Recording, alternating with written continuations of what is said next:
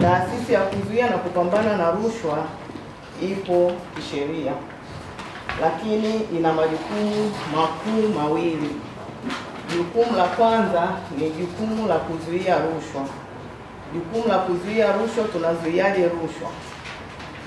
Jukumu la kwanza, katika upande wa uzuiaji rushwa tunafanya tafiti katika maeneo yanayotoa huduma, na ni maeneo ambayo unakuta yana mianya ya rushwa, aidha kwa mfumo ambao la amani au yale maeneo ya utoaji huduma yamekuwa yanalalamikiwa mara nyingi.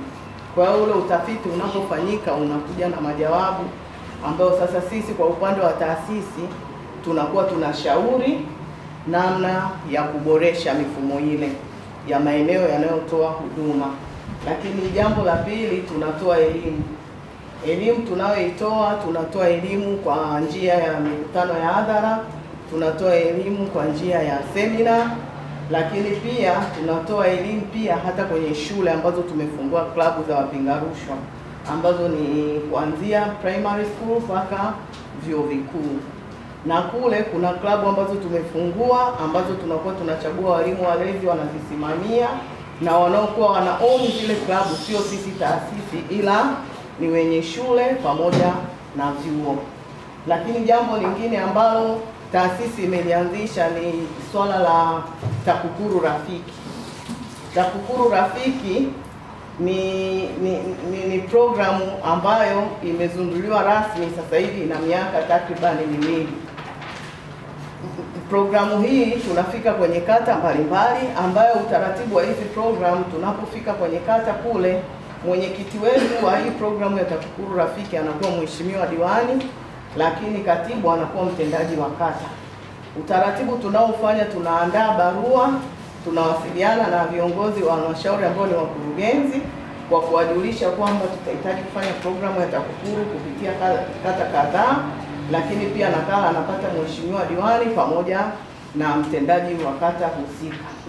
Kwa nini tumeamua kufanya hii programu ya TAKUKURU Rafiki? Tunagundua kwamba wananchi ni wadau wakubwa kwenye taasisi, kwa sababu mapambano dhidi ya rushwa si ya taasisi peke yake.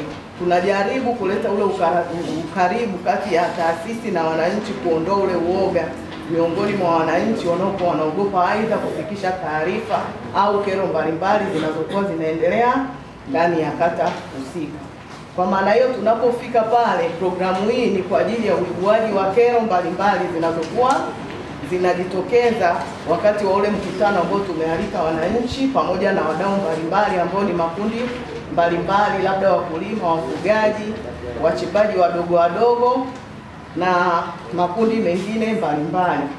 Zile kero zikishaibuliwa pale, zipo kero ambazo zinatatuliwa pale pale moja kwa papo kwa hapo, lakini kuna kero ambazo sisi kama taasisi tunazichukua, labda ni za kuhusu kero za maji, labda kero za masuala ya barabara, labda kero za kwa upande wa TANESCO. Tukirudi ofisini, tunafanya uchambuzi wa kero zile, tunaandika barua kwenda kwenye taasisi mbalimbali za serikali ambazo zililalamikiwa. Kuna kero mbalimbali ambazo zilitokeza kwenye kata husika, then wale kule wanatupa majawabu, lakini tunaandaa kikao kingine kwa ajili ya kwenda kurejesha mrejesho wa kero hizo pamoja na watoa huduma husika ambao tunakuwa tumewaandikia zile barua na kero ambazo zilijitokeza kwa wakati huo.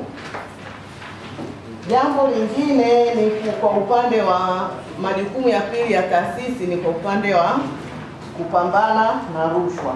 East African Spirits Company Limited ni kampuni inayojihusisha na uzalishaji wa pombe kali na bia. Kampuni hii ilianza mnamo 2018 ambapo ilianza na line ya plastiki. Tulianza uzalishaji wa bidhaa yetu inayoitwa Diamond Rock. 2019 tukaanzisha line yetu ya line ya glasi ambao tunazalisha bidhaa yetu pendwa Hanson's Choice. 2023 ndipo tulipoanza ku blend na ku manufacture beers zikiwa ni Hanson's Light, Goldberg, Basembi ambayo imeunga mwaka 2024 na Hanson's Dry iliyoanza uzalishaji mwaka 2025.